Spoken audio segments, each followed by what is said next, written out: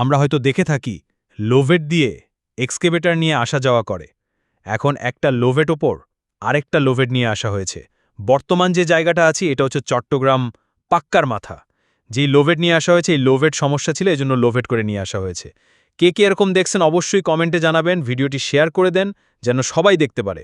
পুরুষ মানুষের কখনো শান্তি থাকে না, নিত্য নতুন সমস্যা আর ভিন্ন ভিন্ন পরিকল্পনা নিয়ে বাঁচতে হয়। পুরুষদের জীবন গল্পের মতন সহজ নয়। একটা পুরুষ দুই জায়গায় সুখ খোঁজে, এক তার পরিবারের কাছে, দুই তার প্রিয় মানুষটার কাছে। ছেলেরা সব পারে, কিন্তু তাদের ব্যথাগুলো কাউকে দেখাইতে পারে না। তাদের কষ্টগুলো কিছুটা দেওয়াল শোনে আর কিছুটা আয়না দেখে। পুরুষ কখনো কান্না করে না, যদিও করে নিজের জন্য না, হয়তো পরিবারের জন্য, নয়তো প্রিয় মানুষটার জন্য। এই পৃথিবীতে ছেলেরা হচ্ছে সবচেয়ে বড় অভিনেতা, কারণ তারা বুকের ভিতরে হাজারো লক্ষ কষ্ট পুঁতে রেখে মুখে হাসি নিয়ে চলে। কারণ সে জানে আজকে যদি আমি ভেঙে পড়ি তাহলে আমার পুরো পরিবারটা অস্তিত্বহীন হয়ে যাবে।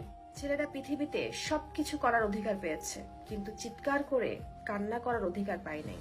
পুরুষকে বুঝতে হলে পুরুষের নীরবতাকে বুঝতে হবে, না হলে পুরুষের গভীরে কখনোই পৌঁছাতে পারবেন না।